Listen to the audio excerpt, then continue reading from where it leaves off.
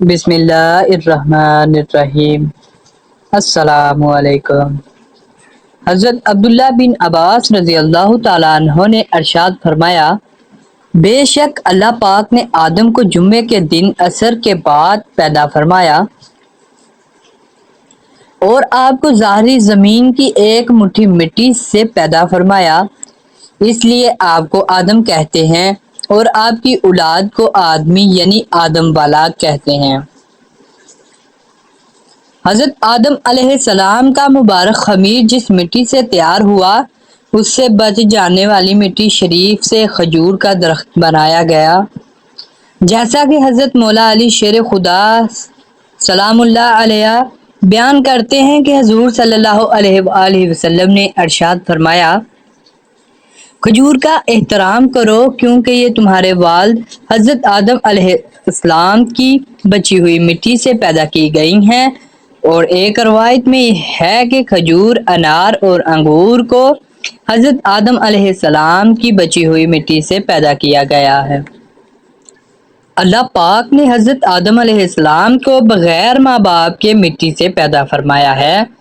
آپ کی پیدائش کا واقعہ کچھ یوں ہے کہ اللہ پاک نے حضرت جبریل علیہ السلام کو حکم ارشاد فرمایا کہ زمین سے ایک مٹھی مٹی اٹھا کر لاؤ۔ حضرت جبریل علیہ السلام نے زمین سے مٹی اٹھانا چاہی تو زمین نے اس کا سبب پوچھا۔ آپ نے سارا واقعہ بیان کیا۔ اس پر زمین کہنے لگی، میں خدا کی پناہ چاہتی ہوں اس بات سے کہ مجھ سے کچھ کم کیا جائے یا میری کوئی چیز خراب کی جائے۔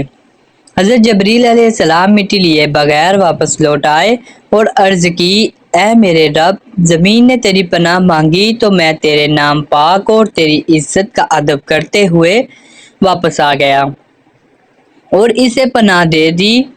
پھر اللہ پاک نے حضرت میکا علیہ السلام کو بھیجا تو انہوں نے بھی اسے پناہ دے دی اور بارگاہ الہی میں وہی عرض کی جو حضرت جبریل علیہ السلام نے کی تھی۔ پھر اللہ پاک نے حضرت اسرافیل علیہ السلام کو بھیجا تو وہ بھی اسی طرح واپس آ گئے۔ پھر حضرت عزرائیل علیہ السلام کو بھیجا۔ جب زمین نے ان سے پناہ مانگی تو انہوں نے فرمایا، میں اس بات سے اللہ پاک کی پناہ مانگتا ہوں کہ اس کے حکم پر عمل کیے بغیر واپس چلا جاؤں۔ چنانچہ انہوں نے زمین سے مٹی لے لی تو اللہ پاک نے روح قبض کرنے کا کام بھی انہی کے ذمہ لگایا کہ تم نے ہی اس مٹی کو زمین سے الگ کیا ہے، تم ہی اس کو ملانا، اور ان کا نام مالک الموت یعنی موت کا فرشتہ رکھا گیا۔ اللہ پاک نے حضرت آدم علیہ السلام سے حضرت بی بی حوا کو پیدا فرمایا تو حضرت آدم علیہ السلام نے ان کی طرف دست محبت بڑھانے کا ارادہ کیا تو فرشتوں نے عرض کی، اے آدم علیہ السلام، ٹھہر جائیں، پہلے ان کا مہر ادا کریں۔ آپ علیہ السلام نے فرمایا، ان کا مہر کیا ہے؟ فرشتوں نے عرض کی، ان کا مہر یہ ہے کہ آپ ہمارے سردار محمد مصطفیٰ صلی اللہ علیہ وآلہ وسلم پر 3 یا 10 مرتبہ درود پاک پڑھیں۔ چنانچہ آپ علیہ السلام نے درود پڑھا اور فرشتوں کی گواہی سے آپ علیہ السلام کا حضرت بی بی حوا رضی اللہ تعالیٰ عنہا سے نکاح ہو گیا۔ اس سے معلوم ہوا کہ نبی کریم صلی اللہ علیہ وآلہ وسلم ہر موجود چیز کے لیے وسیلہ ہے، یہاں تک کہ اپنے والد حضرت آدم علیہ السلام کا بھی وسیلہ ہے۔ حضرت آدم علیہ السلام نے 960 برس کی زندگی پائی، جبکہ آدم علیہ السلام کی زندگی 1000 سال کی تھی، کیونکہ جب حضرت آدم علیہ السلام جنت میں تھے تو اللہ نے حضرت آدم علیہ السلام کو ان کی تمام اولاد جن جن کو نبوت ملنی تھی ان کی شخصیت اور ان کی عمر آدم علیہ السلام کے سامنے واضح کر دی۔ آپ نے جب حضرت داؤد علیہ السلام کی عمر کو جب 60 سال تک دیکھا تو اللہ سے کہنے لگے کہ اے اللہ، میری عمر کے 40 سال میرے پوتے داؤد کو دے دیں، تو یوں آپ کی دعا قبول ہو گئی۔ اللہ نے آدم علیہ السلام کو 2 فرزند عطا کیے، حابیل اور قابیل، لیکن شیطان کے وسوسے نے، حسد اور نفرت نے قابیل کے ہاتھوں سے حابیل کو قتل کروا دیا۔ تو حضرت آدم علیہ السلام اندر سے ٹوٹ گئے اور بار بار اللہ کے دربار میں دعا مانگنے لگے۔ تو ایک دن اللہ نے جبریل علیہ السلام کو آدم علیہ السلام کے پاس بھیجا اور فرمایا، اے آدم، اللہ تمہیں ایسا بیٹا دینے والا ہے جس کے نسب سے انبیاء اولیاء زمین تک پہنچیں گے، اس کا نام شیش رکھنا۔ شیش کا مطلب ہے اللہ کا عطا کیا گیا تحفہ، اور یوں اللہ نے آدم کی نسل کو زمین پر پھیلا دیا۔ جب آدم علیہ السلام کا آخری وقت آیا تو آپ نے اپنے بیٹوں سے کہا کہ میرا جنت کے پھل کھانے کا دل کر رہا ہے۔ آپ کے بیٹے زمین پر جنت کے پھل ڈھونڈتے رہے کہ اچانک سے ان کو فرشتے ملے اور کہنے لگے، اے بنی آدم، کہاں جا رہے ہو؟ تو انہوں نے کہا کہ ہم اپنے بابا آدم کے لیے جنت کے پھل ڈھونڈ رہے ہیں۔ ان فرشتوں نے کہا کہ جاؤ، تمہارے بابا چند دنوں کے مہمان ہیں۔ آپ کے تمام فرزند دوڑتے دوڑتے آپ تک آ پہنچے تو آدم علیہ السلام بستر بیماری پر اللہ کا ذکر کر رہے تھے۔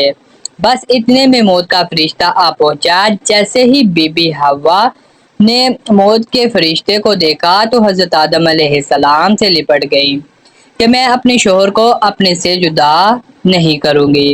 اللہ کے نبی آدم علیہ السلام نے فرمایا، اے حوا، مجھ سے دور ہٹ جا، ایک مرتبہ پہلے بھی تیری وجہ سے جنت سے نکالا گیا ہوں، آج اللہ اور اس کے فرشتے کے درمیان حائل نہ بن۔ پھر آپ ان فرشتوں سے مخاطب ہو کر کہنے لگے، اے فرشتہ موت، کیا بھول تو نہیں گئے؟ میں نے اللہ سے سنا تھا کہ میری عمر 1000 سال کی ہے اور ابھی تو مجھے 960 سال ہوئے ہیں۔ تو مالک الموت نے کہا کہ اے اللہ کے نبی آدم، آپ نے خود ہی فرمایا تھا کہ آپ کی عمر کے 40 سال آپ کے پوتے داؤد علیہ السلام کو دے دیے جائیں۔ بس آدم علیہ السلام کی روح قبض کی گئی، آپ کو غسل فرشتوں نے دیا اور جنت کی خوشبو آپ کے جسم مبارک کو لگائی گئی۔ پھر آپ کی نماز جنازہ فرشتوں نے حضرت جبریل علیہ السلام کے پیچھے ادا کی اور زمین کھود کر آپ کی تدفین کی، اور تمام انسانوں کے نزدیک اللہ کا یہ حکم نافذ کیا کہ جب بھی کسی کا انتقال ہو تو اس کے جسم کو ایسے ہی تدفین کرنا۔ آج بھی ان فرشتوں کی سنت پر اہل ایمان عمل کر کے اپنے بزرگوں کی تدفین کرتے ہیں۔ آپ کی قبر مبارک کی جگہ کو لے کر کچھ اختلافات ہیں۔ کچھ مورخین کے نزدیک آپ کی جائے تدفین سری لنکا، تو کچھ کے نزدیک جبل ابی قبیس، اور کچھ کے نزدیک عراق، اور کچھ کے نزدیک مسجد شریف کے صحن یا اندر۔ بعض روایتوں میں یہ بھی ہے کہ حضرت آدم علیہ السلام کی روح قبض کرنے کے لیے فرشتہ موت آ پہنچا تو آپ کے بیٹے جس کو آپ نے اپنا جانشین بنایا تھا حضرت شیش علیہ السلام سے کہنے لگے، اے میرے جانشین، میں نے اللہ سے سنا تھا کہ ان قریب اس زمین پر ایک بہت بڑا طوفان آئے گا۔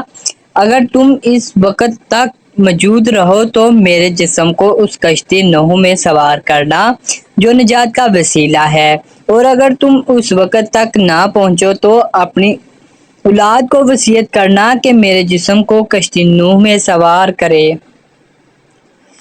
تاریخ نے لکھا، جب طوفان نوح آیا تو حضرت نوح علیہ السلام نے اپنی کشتی میں حضرت آدم علیہ السلام اور بیوی حوا کے جسم مبارک کو سوار کیا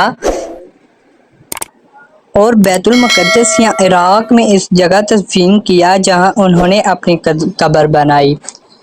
تو ملتے ہیں دوستو ایسی مزید ویڈیو کے ساتھ، اس وقت تک کے لیے اللہ حافظ۔